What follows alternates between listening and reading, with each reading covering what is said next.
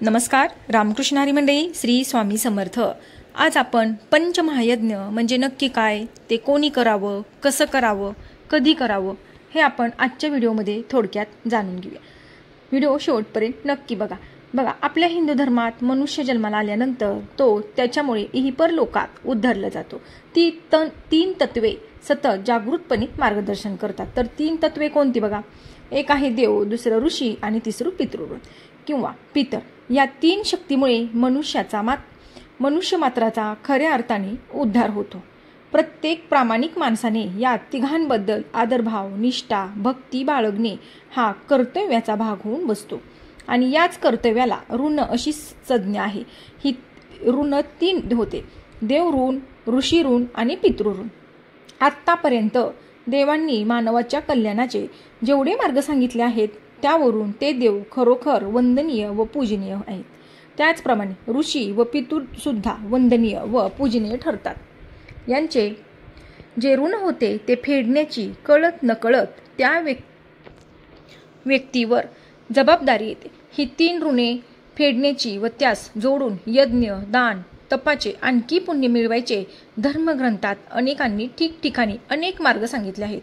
परंतु ते मार्ग 20व्या शतकाच्या उत्तरार्धात सर्वांनी सहजासहजी ओळखता येणार नाहीत. त्यासाठी वेदांनी सर्व ऋणमुक्तता व यज्ञ तपाचे श्रेय कुठलेही सायास खटाखोट न करता, वेळ न दडवता पंचमहायज्ञ हा एक मार्ग सांगितला आहे. अगदी रोज काहीच ईश्वर सेवा घडली नाही, जप तप इत्यादी कुठलेही कृत्य घडले नाहीत, तरी सुद्धा घरातील गृहिणीने जर रोज नियमितपणे पंचमहायज्ञ केले तर त्या कुलाची सर्व इति कर्तव्यता साधली जाते. या पंचमहायज्ञाचे फार महत्त्व आहे. आता बघा काय करायचं आहे. सकाळी तुम्हाला प्रथम सकाळी 1 चमचा तूप घ्यायचा आहे. तूप अग्नीत टाकणे, कोणताही मंत्र न म्हणता. ज्याच्या घरी चूल शेगडी असेल त्यांनी 1 चमचा तूप रद्दी कागदावर ठेवून तो कागद पेटून दिला तरी अग्निदेवांना याचा यज्ञाचा हविभाग मिळतो. बघा आता आपल्याकडे चूल नाही, नाहीतर आपण चुलीत 1 चमचा तूप, साधं गाईचं तूप आपण टाकतो. पण आता बघा आपल्याकडे चूल नाही, त्यामुळे तुम्हाला काय करायचं आहे, 1 कोऱ्या कागदाला तूप लावायचं आहे आणि तो पेटवायचा आहे. ठीक दुपारी 1 घासभर अन्न कावळ्याला टाकणे. यामुळे काय होतं तर आपल्या पितरांना शांती मिळते, तो घास त्यांच्यासाठी मिळतो. 1 चिमूटभर साखर मुंग्यांना टाकली असता मनुष्यतेवर जीवयोनीचा आत्मा तृप्त केल्याचे श्रेय मिळते. बघा आपल्या घरात आता मुंग्या निघत असतात, काळ्या मुंग्या, त्यांना 1 चमचा साखर टाकली तरी अतिशय उत्तम.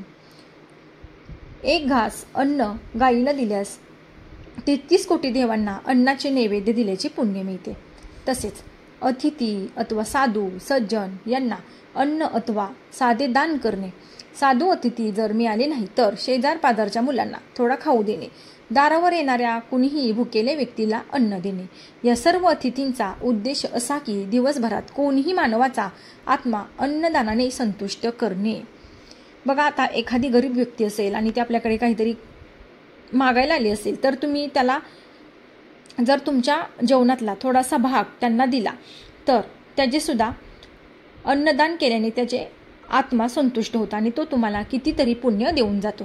हे पंचमहायज्ञ शहर असो, खेडे असो किंवा गर्दी असो, धावपळ असो, कुटुंबातील पुरुषास जरी शक्य झाले नाही तर स्त्रीला अगदी सहज शक्य असे आहेत. या यज्ञाने प्रत्येक जीवन मात्र जन्मल्याबरोबर ज्या 3 ऋणांना बांधलेलं असतो, देव ऋण, पितृ ऋण आणि ऋषी ऋण, त्यातून तर कुटुंबाची मुक्तता होतेच, पण अन्नदान व वरील धार्मिक कृत्याने त्या कुटुंबाची पुण्याईत भर पडून त्या कुलाचे पाठीशी देव, ऋषी व पितर हे सतत उभे राहून संरक्षण, संवर्धन व संगोपन करतात. या योगाने घरात कळत नकळत सदाचार, भक्ती, प्रेम, दया, माणुसकी, शेजाऱ्या पाजाऱ्यांबद्दलचे प्रेम व त्यातून सामाजिक भावना कुटुंबात निर्माण होते. बघा आपण जर किती धावपळीच्या जीवनात जीवन जगत असलो तरी सुद्धा आपण हे पंचमहायज्ञ घरी करू शकतो. आणि बघा आपले पितृ जर आपल्यावर संतुष्ट असतील तर आपल्याला प्रत्येक कामात यश मिळत जातं.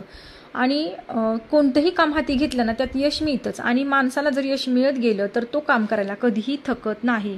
तुमच्या घरात जर संतान प्राप्तीसाठी खूप अडचणी येत असतील किंवा तुमच्या घरात जर मुलामुलींच्या विवाहाचे योग झाले आहेत तरीसुद्धा विवाह लवकर होत नसतील, छोटमोठे सतत अपघात होत असतील, तर तुम्ही हे पंचमहायज्ञ नक्की करा. या पंचमहायज्ञाने आपण जे करतो त्यामुळे आपल्या पितरांना दररोजचा एक घास जातो आणि तो घास पितरांना समर्पित केल्यामुळे आपल्यावर पितृ खुश होतात आणि आपल्याला प्रत्येक कामात यश मिळत जातं. त्यामुळे तुम्ही पंचमहायज्ञ नक्की करा. व्हिडिओ आवडल्यास लाईक, शेअर आणि सबस्क्राईब करा. तोपर्यंत तुम्हा सर्वांना श्री स्वामी समर्थ.